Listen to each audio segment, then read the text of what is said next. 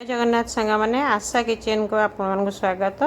आज सप्तपुरी अमावस्या से आम सप्तपुरी बनइबा से मैदा नहीं 1.5 कप से हाफ चामच लुण दे 2 चामच रु 2.5 हाफ ऑयल दे रिफाइन ऑयल ताको आम भल कि चकटी नवा तेलटा मैदारे मिसवा दरकार गोटे भल स्मूथ बाइंडिंग आसी जाऊँ सेमती देखिकी ना पूरी ठू टिके पूरी रे जतिके ऑयल दे आम खास्ता दबा ताठू टिके अधिका खास्ता दबा कहीं लेयर गुड़ाक ना सीझबनी भितर।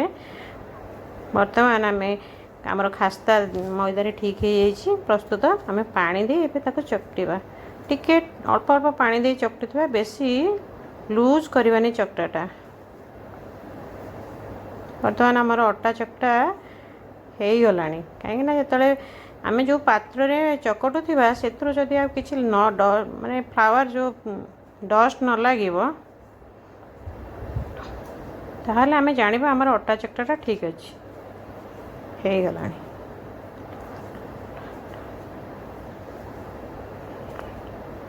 हो गला आमर अटा चकटा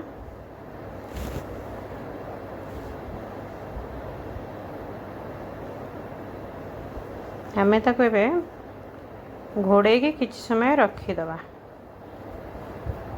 रेस्ट रहीगले से भल लगे। ये आम करेई बसई घी गोटे चामच दे मुझे चीनी नहीं आग चीनी दे देची चीनीटा टिके हाई फ्लेम रे आम टिके जस्ट टे कारामाइल नुह तो टिके टिके एमती पकईदेवा। तापर छेना नहीं दही छेना नहीं मुझे आग छेनाटा देदेवा कारण छेना जिते चिपुड़े भी तादर टे पानी बाहर पानी अंशटा मरी आसले छेनार नड़िया दबा देखो छेनार पानी अंश धीरे धीरे मरी आसपटे नड़िया करके रखी। बर्तमान आम ऐड करवा नड़िया कोरा ऐड करदेली एबे आम ताको टिके भाजी नवा छेना सहित मिसेकरी मोर करेईटा कौन हाफ आस जापारे सांग मैंने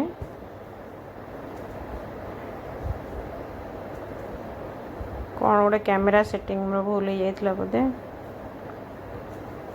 बर्तमान आमर पूरा प्रस्तुत हो आसला आम ये गुजराती आ गोलमरीच गुंड दबा ताको टिके पके आ टिके भाजी नवा आमर पूरा बर्तमान प्रस्तुत हो आसला। आम गैस बंद करके पूरटा को अलग गोटे पात्र को ट्रांसफर कर नवा।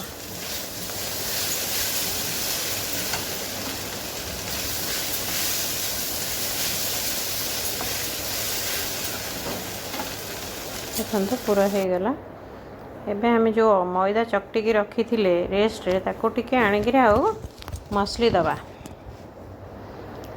टिके दली देले आटा टिके सॉफ्ट हो सुंदर हो देखु एमती टिके दली नवा दली नहीं गुला कर नवा आम गोटाए पूरी 6टा छोट गुला गोटे बड़ गुला एमती नवा मु 2टी पूरी करी से हिसाब रे नहीं करेई बसई दे बर्तमान तेल गरम करने को दबा देखु मु बर्तमान तेल देदेली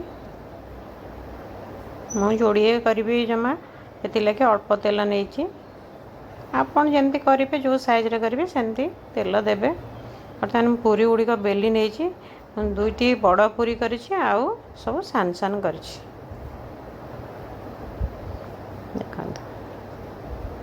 ये पूरी गुड़ा बेली नहीं जी।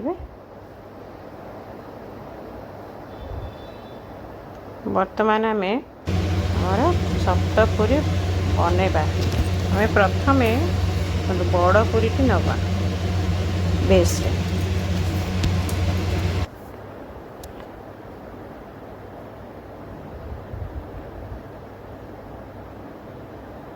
गोटे पूरी दबा तापर पूरा दे पुणी गोटे पूरी दबा एमती परस्त परस्त करी दबा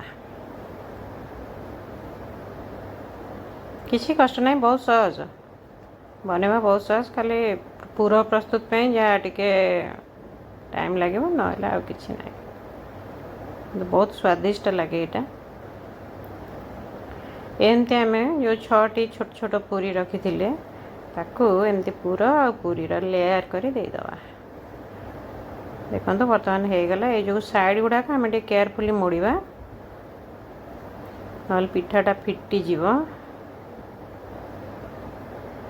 आपड़ ये चाहिए किसी डिजाइन करेंगे जो आम कंटा चामच रे बहुत सुंदर डिजाइन हुए करेंगे। मुझे नहीं खाली चामच पछपटे टे दाबी देती कि कंटा चामच रे कले बहुत सुंदर हुए आ फिनिशिंग आसे पिठार जो डिजाइन फिनिशिंगटा आसो।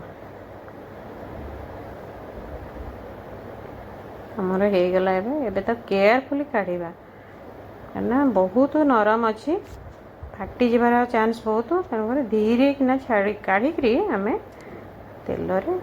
बर्तमान देखो मोर तेल गरम हो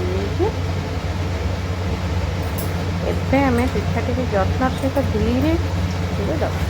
देखो पिठा पकई तेल ये टिके फ्लेम हाई हाफ मिनिट करेंगे तापर मीडियम लो मीडियम रे करेंगे कारण ता भीतर परस्त गुड़ा सीझा दरकार। मु पिठाटी उल्टे देछि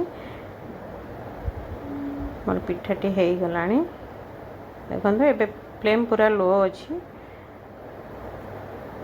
हो गला काढ़ीदबा। आ गोटे पकईदबा नेक्स्ट एमती तेलटा टिके टिके ऊपर पकईदेले से ऊपर पटटा भी ठीक से कुक हो यहाँ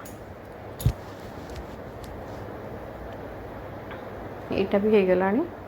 आमर दुईटी जाक पिठा बर्तमान हो गला आम काढ़ीदबा। गोटे पिठा जड़े खाईपर एत बड़ आकार हुए देखा जाऊँगी छोट कि खाईपर आठी मुझे मोर पिठा प्रस्तुत हो जाए। आपण मान भिडियोटी भल लगी लाइक शेयर सब्सक्राइब करेंगे। घरे यहाँ बनातु खातु खुआतु। जय जगन्नाथ।